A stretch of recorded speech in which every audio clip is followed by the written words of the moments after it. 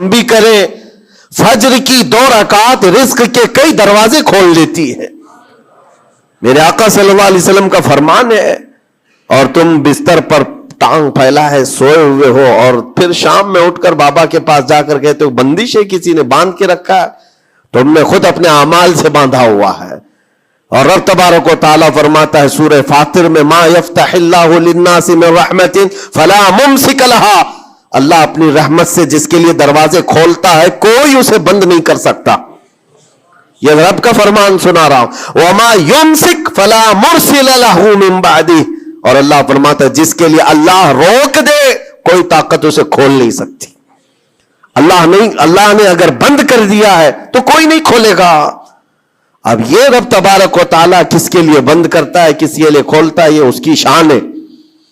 لیکن ساتھ میں ایک بات اور آپ کو بتا دوں, حضرت ابو سفیان ثوری رحمۃ اللہ تعالی علیہ, حضرت سفیان ثوری کا ایک قول ہے, قسوۃ القلوب عقوبۃ للعاصی, یہ گناہ کنٹینیو جو کر رہا ہے اس کی سزا کیا ہے؟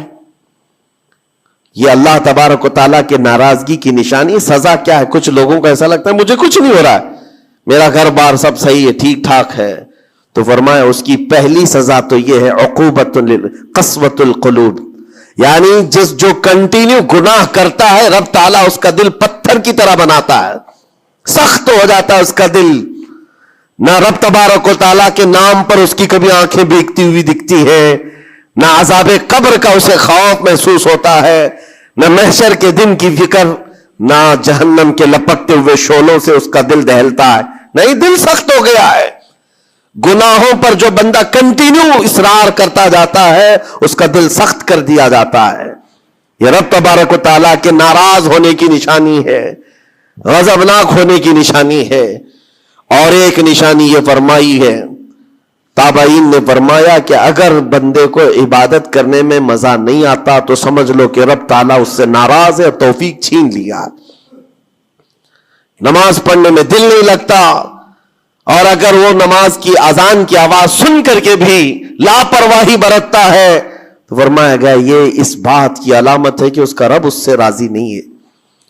اور جس سے مولا راضی ہوتا ہے کڑاکے کی ٹھنڈیوں میں بھی اس کو بستر سے اٹھا کر اپنے دربار میں لاتا ہے. جس سے رب تبارک و تعالیٰ راضی ہے اس کو اپنے دربار میں لگائے رکھتا ہے. وہ رات ہو کہ دن ہو کہ صبح ہو کہ دوپہر ہو, وہ بندہ دوڑا ہوا رب تعالیٰ کے حضور پہنچ جاتا ہے. میرے عزیزو اپنی اپنی فکر کریں, ہم کس کیٹیگری میں چل رہے ہیں. کہیں ایسی زندگی نہیں گزر رہی ہے کہ ہمارا رب ہم سے راضی نہ ہو, ناراض ہو. پھر پوچھا گیا کہ اگر اللہ تبارک و تعالیٰ ناراض ہے تو پھر دولت کی ریل پیل گھر بار ساری چیزیں ہیں. فرمائے یہ بھی ایک نشانی اللہ کی ناراضگی کی کہ گناہ کنٹینیو ہونے کے باوجود اگر تمہارے مال میں کمی نہیں آ رہی ہے, روزانہ بڑھتا جا رہا ہے, تو خوف کھاؤ کہ اللہ بڑے عذاب کا تمہارے لیے تیاری فرما رہا ہے. آخرت میں تمہارا کوئی حصہ نہیں ہوگا, سب کچھ دنیا میں دے دیا جائے گا, اور تمہارے لیے بڑے عذاب کی تیاری ہو رہی ہے.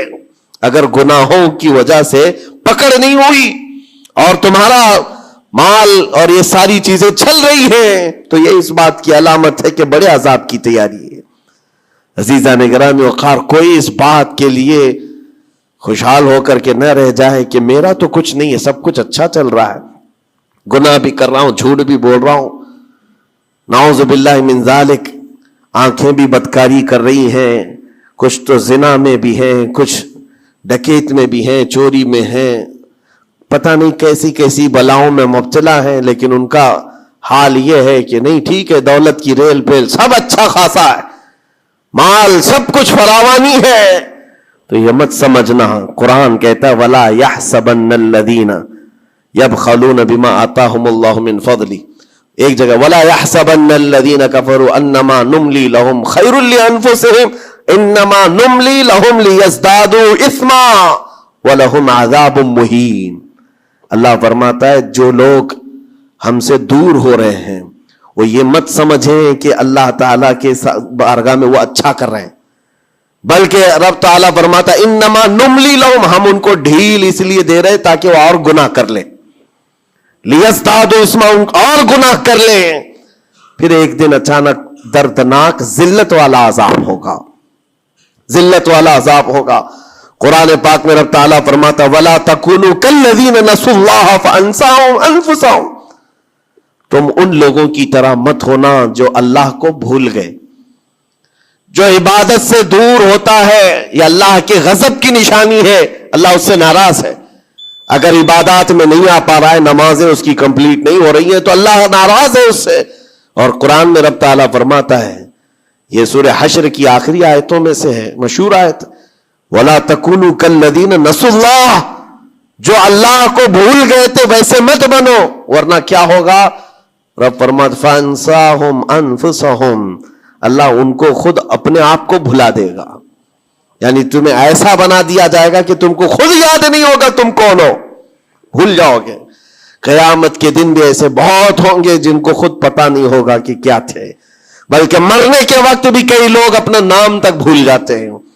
ان سے پوچھا جائے، اسی لیے تو کلمہ پڑھنے کی تلقین کی جاتی ہے کہ آپ وہاں بیٹھ کر کے کلمہ پڑھتے رہو، ورنہ وہ بھولتا چلا جائے گا، بھولتا چلا جائے گا۔ ایسی کیفیت میں آتا ہے بندہ کہ وہ خود اپنے آپ کو بھول جاتا ہے۔ اور رب تعالیٰ فرماتا ہے کہ جن لوگوں نے اللہ کو بھلا دیا، اللہ ان کو بھلا دے گا خود کا، ان کی ذات ایسی بن جائے گی کہ وہ خود اپنے آپ کو بھول چکے ہوں گے۔ عزیزان گرامی وقار، جو نشانیاں بتائی گئی ہیں ان کو چن چن کر کے دیکھو، کہیں میری زندگی میں آ تو نہیں گئی ہیں۔ دل کا سخت ہونا یہ بہت بڑی علامت ہے، اور دل سخت ہے یہ کیسے پتا چلے؟ فرمایا گیا کہ مسجد میں اگر زیادہ دیر بیٹھنے کی خواہش نہیں ہوتی ہے تو دل کالا ہے، اگر قرآن پڑھنے میں دل نہیں لگتا ہے تو دل سخت ہو چکا ہے۔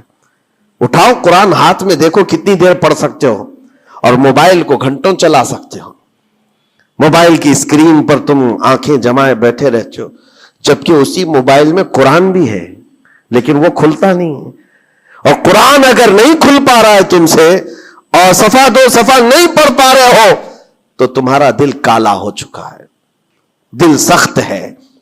یہ 3 علامتیں تو مشہور ہیں، فرمائی گئی کہ اور تیسری بات یہ ہے کہ تمہارے جیب میں پیسے ہو اور کوئی سائل اور فقیر آیا اور تم اس کے لیے صدقہ نہیں کر پا رہے ہو تو دل تمہارا پتھر ہو چکا ہے۔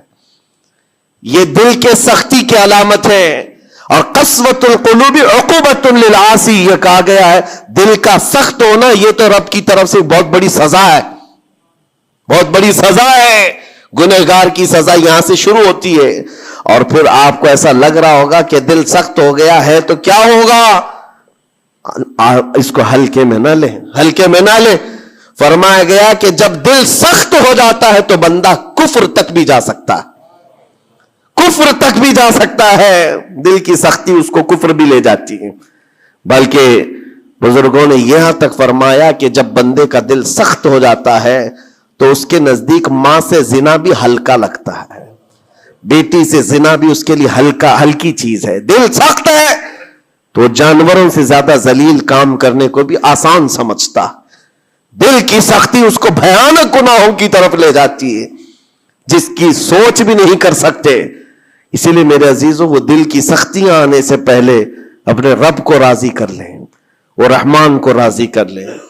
آج کے ان حالات کو دیکھ کر کے یہ سب محسوس ہونے لگتا ہے کہ کہیں رب ناراض تو نہیں ہے بندوں سے۔ دعائیں کثرت سے ہوتی ہیں، ہماری دعائیں کہاں جا رہی ہیں؟ اور ظالموں کا ظلم بڑھتا چلا جا رہا ہے، شریر اور فسادی لوگوں کو ہماری گردنوں پر حاکم بنایا گیا ہے۔ یہ سب رب تعالیٰ کے غضب کے علامات ہیں۔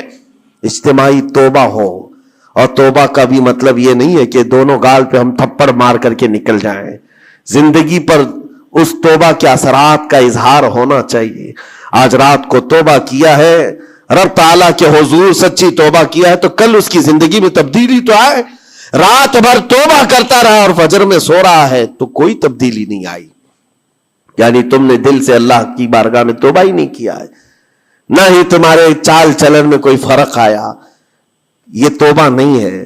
تھپڑ تو 1000 بار مار لو، اس کو توبہ نہیں کہا جاتا۔ توبہ عزم مصمم کا نام ہے، اور اللہ تبارک و تعالیٰ کو راضی کرنے والی توبہ وہی ہے جو عزم مصمم کے ساتھ ہوتی ہے۔ جانتے ہو سیدنا عمر فاروق رضی اللہ تعالیٰ عنہ، ان کا دور وہ ایک ایسے رعب و دبدبے کا دور ہے.